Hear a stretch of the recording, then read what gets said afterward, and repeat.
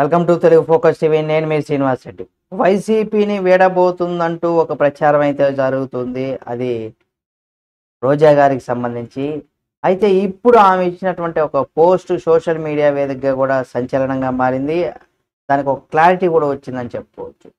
అయితే రాష్ట్రంలో ఇటీవల జరిగినటువంటి సార్వత్రిక ఎన్నికల్లో వైసీపీ ఘోర పరాజయాన్ని మూటకట్టుకుంది. ఆ విషయం మనకు తెలుసు. కేవలం 11 సీట్లకు మాత్రమే పరిమితమై అసెంబ్లీలో ప్రతిపక్ష హోదాను సైతం కోల్పోయింది. దీంతో పార్టీకి పలువురు మాజీ ఎమ్మెల్యేలు, సీనియర్ నాయకులు వరుసగా అందరూ కూడా చాలా మంది రాజీనామా చేస్తున్నారు. మరికొందరు శాశ్వతంగా రాజకీయాలకు దూరంగా ఉండాలని కూడా నిర్ణయించుకున్నట్టు తెలుస్తుంది. ఇటువంటి క్రమంలో నగరి మాజీ ఎమ్మెల్యే ఆర్కే రోజా సైతం కొన్నాళ్ళ నుంచి కూడా సైలెంట్గా ఉంటూ వస్తున్నారు. వైసీపీ ప్రభుత్వం అధికారంలో ఉన్న నాడు ప్రతిరోజు ఆమె టీడీపీ, జనసేనను టార్గెట్ చేసుకుని విమర్శలు గుప్పించేవారు.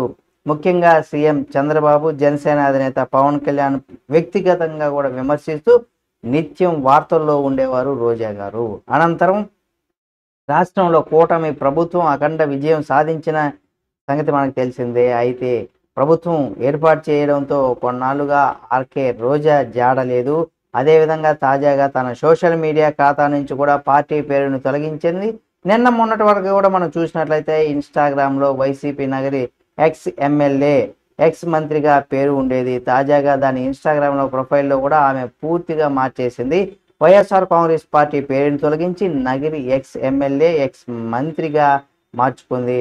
అంతేకాకుండా పార్టీ అధినేత వైఎస్ జగన్ అన్ఫాలో చేశారు. జగన్తో ఉన్నటువంటి ఫోటోను కూడా తొలగించారు. దీంతో వైఎస్ఆర్ కాంగ్రెస్ పార్టీకి రోజా గుడ్ బై చెప్పబోతున్నారనే చర్చ రాష్ట్ర వ్యాప్తంగా అయితే మొదలైంది. అయితే ఇటువంటి పరిణామాల్లో వైఎస్ఆర్ కాంగ్రెస్ పార్టీ శ్రేణులు సైతం అందరూ కూడా షాక్ అయ్యారు. ఈ క్రమంలో తాజాగా ఇన్స్టాగ్రామ్ వేదికగా రోజా చేసినటువంటి మెసేజ్ ఏదైతే ఉన్నాయో అనేకమైనటువంటి అనుమానాలను కూడా పటాపంచలు చేసిందని చెప్పుకోవచ్చు.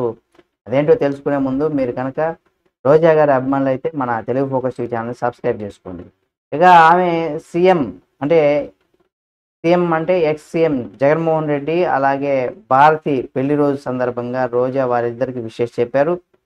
ఎన్నాళ్ళు గడిచినా చెరగని మీ అనుబంధం ఇలాగే కలకాలం సాగాలని ఆశిస్తూ అన్నా వదినకు హృదయపూర్వక పెళ్లి రోజు శుభాకాంక్షలు అంటూ కూడా వారిద్దరి ఫోటోలను జత చేసి కామెంట్ చేశారు. ప్రస్తుతం అందుకు సంబంధించినటువంటి పోస్టు సోషల్ మీడియా వేదికగా కూడా బాగా వైరల్ అయింది. దీంతో ఒక్కసారిగా అందరూ కూడా పార్టీకి గుడ్ బై చెప్పబోతున్నారు అనే ఊహాగానాలు కూడా మరొక రకంగా కూడా షాక్ తిన్నారు. అంటే ఏ విధంగా ఉండబోతారు అని కూడా చూడాలి. అంతేకాకుండా ఎప్పుడైతే అక్కడ తన ఇన్స్టాగ్రామ్ పేజ్లో పార్టీ పేరును తొలగించారో అప్పుడు అందరూ కూడా ఇక ఏపీ రాజకీయాలకు స్వస్తి చెప్పి తమిళనాడు రాజకీయాల్లో కూడా ఆమె వెళ్ళబోతున్నారని కూడా వార్తలు వినిపించాయి.